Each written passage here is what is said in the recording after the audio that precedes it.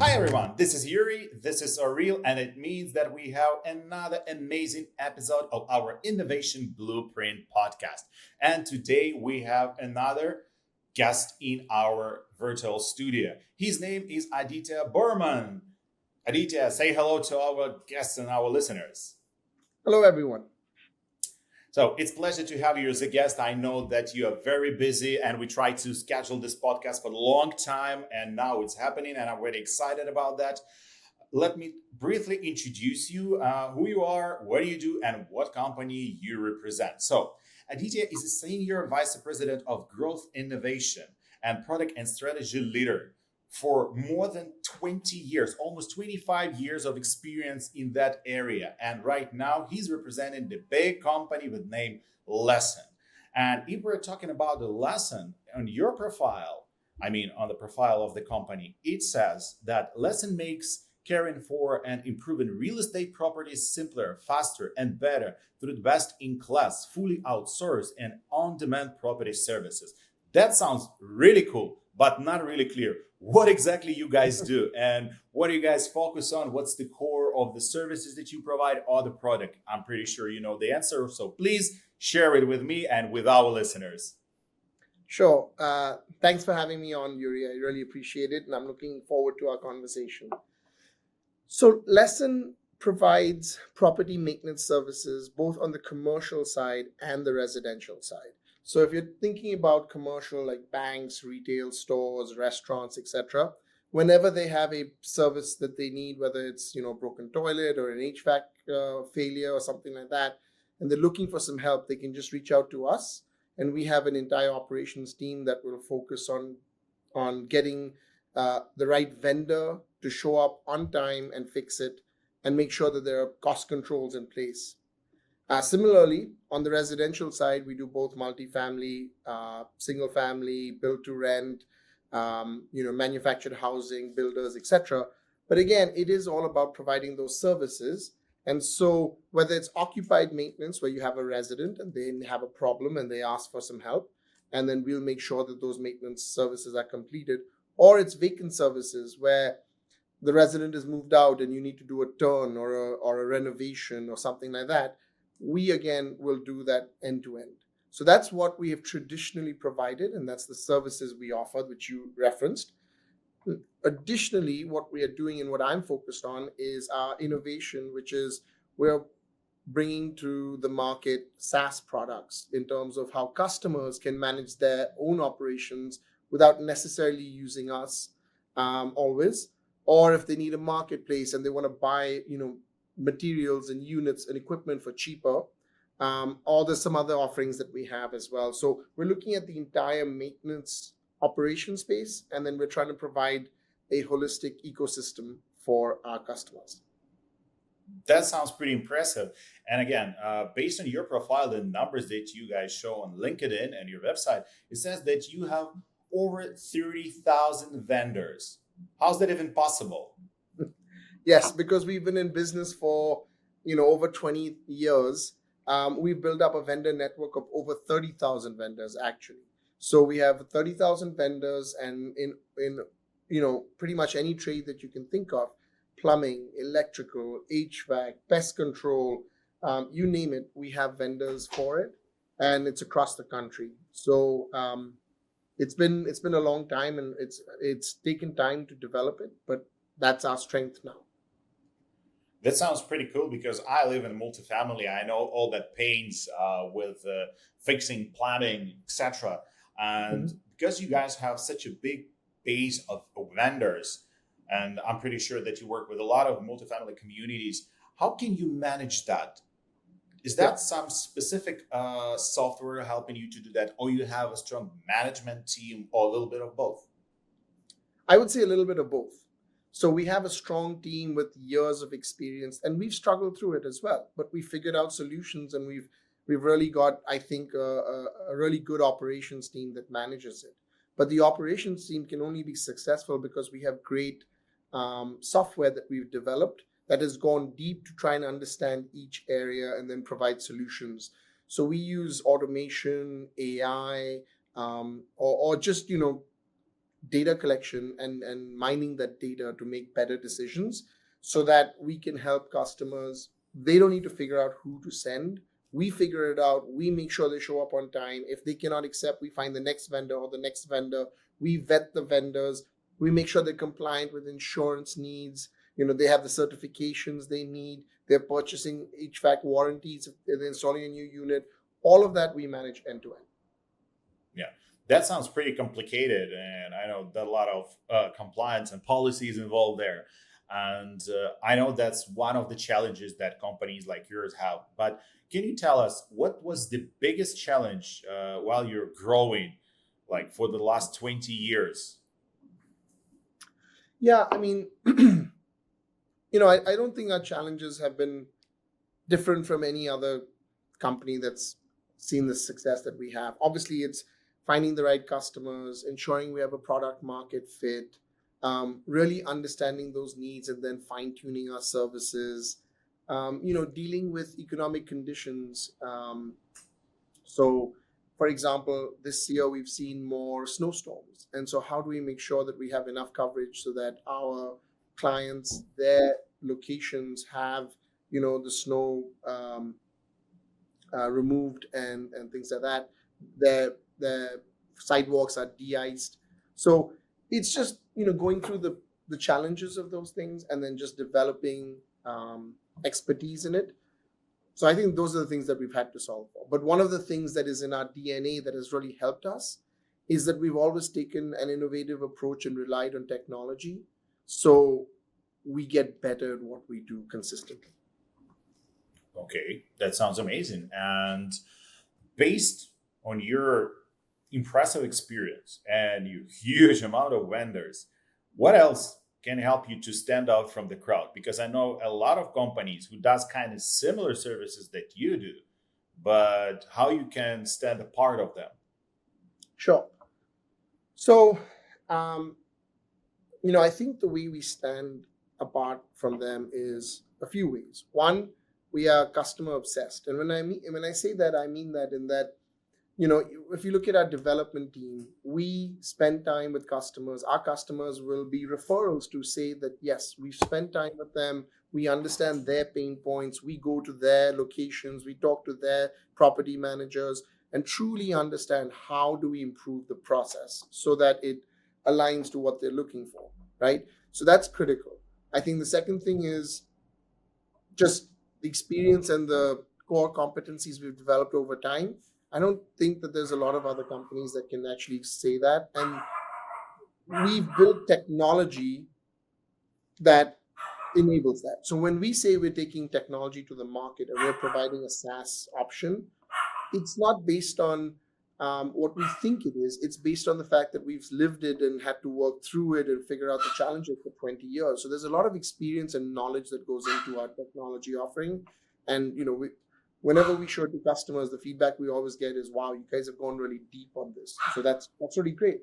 And then I think the third thing is that we are constantly looking to learn and to innovate. And so when we look at what we're doing, we don't always look at what anybody else is doing, but we look at what is the right solution for the market and how do we make processes more efficient. So I think, these three tenets really help us provide a service that helps us stand out from our competition. Okay, that was pretty open answer. Thank you so much. And talking about the technology, what kind of solutions do you guys use for your internal processes? Is that something customly developed, or maybe you're using something out of the box? Like, as an example, a lot of people using G Suite, or somebody use Teams, somebody use Zoom. Every have their own preferences. What is yours? Yeah, so we have a number of different technologies, but the main thing that our company is based on is our own proprietary homegrown product called One. And that's been developed over, as I said, many, many years. We have approximately, about a 200 plus people technology team that's working on it. And so that is the backbone of running our operations, right? Apart from that, we integrate with like an Amazon Connect, and we use Teams for internal communications. We use Zoom, we use other products, but everything really comes down to one in order to run our operations. Okay, thank you for sharing. And another question: let's say some property owners decide to get your product. Mhm. Is that possible to integrate it with another solutions that they already use? Yeah, that's a great question. Absolutely. So we the way we look at it is that our product is just one part of their ecosystem. And so, for example, on the residential side, you have a lot of property management systems, and so we need to integrate with them. And so we do. We are integrated with Yardi, with RailPage. We're looking to continue to add to those integrations. On the commercial side, we integrate with customers. Um, their financial systems, their accounts payable systems. And so, absolutely, integration is a fact of life in this market and in this space. And, we see that as just part of doing business. Okay, thank you for sharing that. And you already kind of mentioned a bit that your solution already has some AI implementation. Can you please clarify what kind of uh, AI do you guys use and what kind of tasks that AI Copilot covers for you? Yeah. So, so as you referenced, we do have AI solutions that we have developed in house, and it is called Copilot or Lessen Copilot, if you will. Oh, It's I built. guess. It was a good guess. Great guess, then. Yeah. No. And it's built on what we call one brain. You'll notice there's a theme where we use one a lot because that is what our product line is. But it's basically using um, different AI offerings and technologies in the back end, and it allows us to develop, AI agents that we can use to perform tasks and therefore alleviate some of the demands on our team, right? And so we can scale better. So, for example, we have AI agents that can take an input from a resident and identify exactly what the problem is and then dispatch it to the right vendor in our system. We have AI agents that are doing follow up, and if they're like, hey, a vendor needs to provide a quote for some job and they haven't, it'll identify that, follow up with the vendor, and through Amazon Connect, make a call out to them and say, could you a reminder to please submit your quote. So we have agents that are doing various different tasks within our system. There's also areas where it's looking at, for example, if there's pictures, it analyzes the picture and tries to identify a problem. Maybe in an HVAC coil, there's a leak, needs to identify that problem, and it does, which it can do better than the human. And so what we want to do is try and make that just a key part of our offering across all of our customers, as well as the SaaS offering that we brought to market. So customers can leverage those AI components to really drive better outcomes and more efficiencies across their team for their maintenance. Okay, thank you for sharing. And if let's say you would be able to develop some another AI solution, something that will make your life easier and your product more, I wouldn't say profitable, but even more useful, what would it be? What would you add? Yeah, I mean, so I think what we're developing now, I think it's, look, one of our focuses for my team is we're focused on a SaaS offering for our customers. So we also have SaaS offerings for our vendors. So on both of them, we're looking to leverage AI. But for example, if we used AI to for our customers to just help them with their daily operations, and let's say even say resident intake, as I mentioned, right, intake of service requests.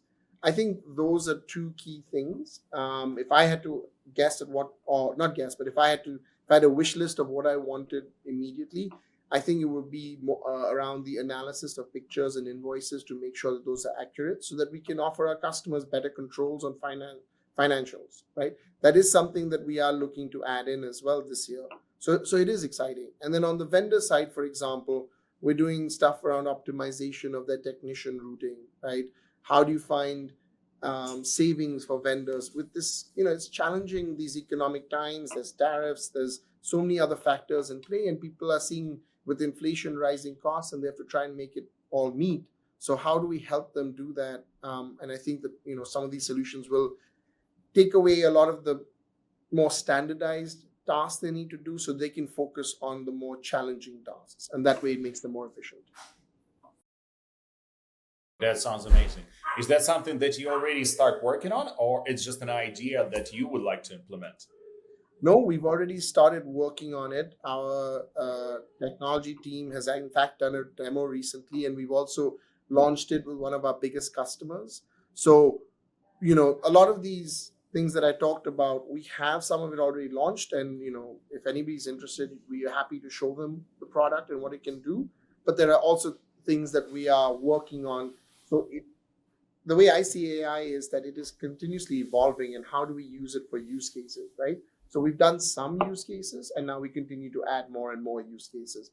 But that baseline, the foundation of it, we've already set up, and now it's just a question of finding the right use cases.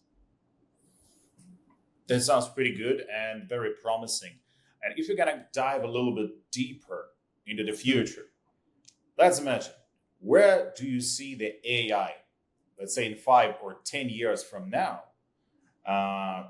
in companies like yours? Is that Sure. going to be something that can replace completely the human interaction, or that will be still some co-pilot but with more functionality? What is it going to be?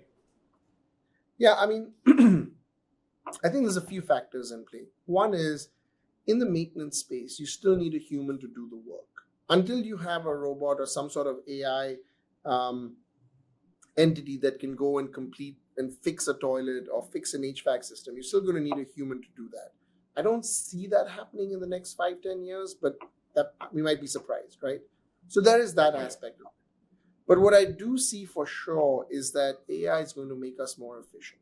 So more and more decision making at lower levels, more and more review, more and more making helping to make smarter decisions, or understanding how to improve one's operations. I think AI is going to help with that for sure. I think there are certain aspects that still need to be considered. For example, will you trust the AI to make a decision on an emergency service request that comes in where there's flooding in an apartment, right? And how often is the AI going to be right? And can we afford to be wrong in some instances? And I think the answer is no, right? We cannot. Not at the moment. Exactly. Especially if there's like resident safety involved or tenant safety involved. So I think AI will continue to be more of a co-pilot, and humans will need to do some overview and some manage the exceptions, right? But until we can get to that point of comfort and confidence, I don't see it replacing humans. I just think it makes our jobs easier. It makes our lives easier. It allows us to do more. And so we can focus on some of the tougher tasks. So imagine, if you will, it's like saying anything that's a non-urgent request, maybe AI can analyze it and review it and help with the processing of it. But when it comes to an emergency, a human needs to be involved so they can help push it through and understand, and even just emote with the resident and say, okay, I get the problem you're going through. Let me make sure we have somebody, and they're following up with a certain level of urgency. So in that case, I think AI can only help. I don't think it can be the decision maker. So that's just an example. But, it's exciting times. And I think what we've seen just in the last year or so in terms of what AI is able to do is really exciting. And it's going to be exciting to see what happens in the next 3-4 years.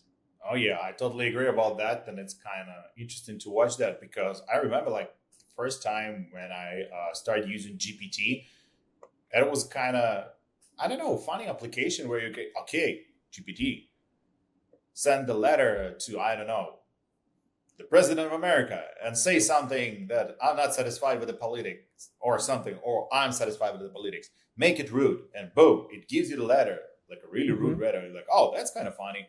You want to check your grammar? You can do this. But right now, after just 2 years since that moment, I already talking to this. I'm getting information. I'm analyzing that information. I can feed the huge document and ask about the main points, and it will save me a lot of time. And it's just after 2 years. And we're on the Yeah. right path. And I'm pretty sure that AI in this direction will change a lot of things. And what do you think how that will impact the prop tech domain in general, like a real estate world? Is that going to remain the same like it was for the last, I don't know, 70 years with the small adjustments, or that will be some significant change? No, I think there will be significant changes, but I think, as usual, it's a question of adoption. So you'll have these capabilities, but then how will organizations start to adopt it?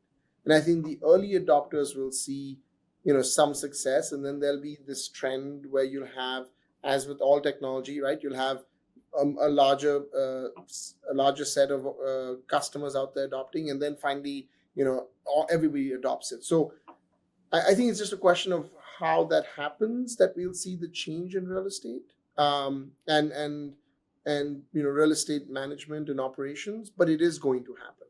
I do think that you know I'll give you an example. So the software that we're developing, we help with technician management and scheduling. So if you can imagine, the standard way has always been in multifamily, one technician to 100 units. But now you don't need that same paradigm because you can share technicians across properties. And then how do you make that efficient? And maybe it becomes 1 to 150 or 175 or even 200, right? So that unlocks a lot for these organizations and what they're capable of and the ability to grow, acquire more assets, with the same cost structure. That's huge. What I see having an impact though is, depending on economic situations and circumstances, that might temper a little bit of it until it starts to really, until we are under a really good economic climate. But the point is that regardless, I do think that paper and pencil and pens are going to go away. The use of digital information and technology, the way people will look at how they do work, just making sure that, for example, your inventory is replenished in a timely manner, and you can do that through AI. There's so many ways that you can make it more efficient. So I think this industry is ripe for innovation. We're really excited about it. We love what we have to offer, and we're just seeing it transform in front of our eyes. And I think, that will be across the industry. I had a conversation with a few CEOs, and what they said that in the prop tech domain, like in the real estate world, people do not want to be a pioneers. They want to see how in other companies trying to implement some new solutions, and that they don't want to be the second one, the third one, the fifth one. They want to be somewhere in the first 10. So basically, they're still on top, but they're already seeing the results that the previous companies got from there because they do not want to make some wrong investments. And they don't even realize that they can use AI for analytics for that investments, actually, which is kind of weird. What do you think about that? Is that really slowing down the digitalization of the prop tech, that kind of mindset that the people do not want to be the first? I mean, I think theoretically, if you think about it, yes, you could say, oh, it does slow it down. But I will say this is not unique in real estate. This is everywhere, in every industry, right? Organizations, I should say, are generally speaking risk averse, right? You don't want to go down the wrong path and then have to deal with that. But once you've seen somebody be successful, you want to be quick to adopt it so that you can get competitive advantages. So I think that's standard across a lot of other industries. So I don't think one should think of it that way. But I will say, we are working with a client that is a very large client in the multifamily space, that's based out of the Midwest. And, large customers sometimes can take time to do it, but their thought process is innovative. The way they're looking to adopt, how they're looking to transform their operations, it is absolutely innovative. We're just one part of it. We're providing the technology to support their vision, right? And so when we have conversations with them, which is all the time, and We're trying to figure out, right, what's next. Um, One would think large organization, they wanted no, they're I think they're at the forefront of that innovation. They've been thinking about it already. They're transforming their processes, and they're using our technology to prove out that they can do it. And so I think there are companies out there that absolutely are thinking the right way, that they are very innovative. And it's just, trying to find some of them, and then slowly, as you have those success stories, momentum builds, and everyone else starts to really uh, adopt those. So later this year, hopefully you'll have more information about that. People can see more about what this customer has done, and you'll hear directly from them. And I think it's going to be really exciting. Yeah, that's the reason why we having the podcast. We're showing people what kind of result they can reach with technologies. Yeah. And one more question about the technologies. Do you guys have any plans for the near future that make you excited about? Yes. So there's a lot that we're really excited about. So I'll try and share a little bit about them. So, as I said, we've launched a product called Lessen 360, which is based on all our experiences, but is intended to help organizations simplify and manage their maintenance operations. It has a lot of automation in it. There is AI in it. There's a lot of capabilities, and so as I said, we've launched that. We have a few companies who are early adopters, and we are looking forward to what this year will look like, because we've seen very positive response. We're in the process of launching a product called Lessen Pro, which is for vendors to manage their business. And we're really excited about that. That has huge potential in terms of the industry, as well as for us as a company. We think that it's going to help vendors just become more efficient. The small vendors can manage their business better and grow, and not deal with some of the struggles that they have, because the software helps them. For larger vendors, it'll help them scale and get bigger. So we're really excited about that. Another thing that we're really excited about is the Lessen Marketplace. So innovation is not just about technology, though I love that it is technology. Sometimes it's just about you can innovate on the supply chain. And so we are partnering with a company called Purchasing Platform, and with, you might have heard, Daikin, which is the world's largest HVAC manufacturer, to provide a solution around HVAC for organizations, single family, multifamily, commercial, etc., especially with the new changes to refrigerants, where they need to move to a different refrigerant, these A2L refrigerants. So that marketplace, not just HVAC, so that's a big part of it, but it's paint, appliances. How do you get products, materials at a better price? And then if you think about it, this is all part of that ecosystem that we've been talking about. If you, as a client, it could be, purchasing materials, managing your in-house technicians, responding to your residents, working with vendors, and we bring it all together because all these technologies talk to each other. So if you can imagine the efficiency of not having to pick up a phone and then call a vendor and email them and text them and follow up and double check, but everything talks to each other. People make updates in the system, and everybody has real-time visibility into what's going on. Yes, this job is scheduled. Yes, we bought paint for this make ready or turn. So all of that will simplify maintenance operations, and that's what we're bringing to market. So we're really excited about some of these things this year. We're really looking forward to how this year pans out, and so far our alpha and beta testing has gone really well. So this is some of the things that we're really excited about. Yeah, that sounds pretty good. And I wish you good luck with that. And it feels like we're running out of time, but actually all the questions that I want to ask has been asked.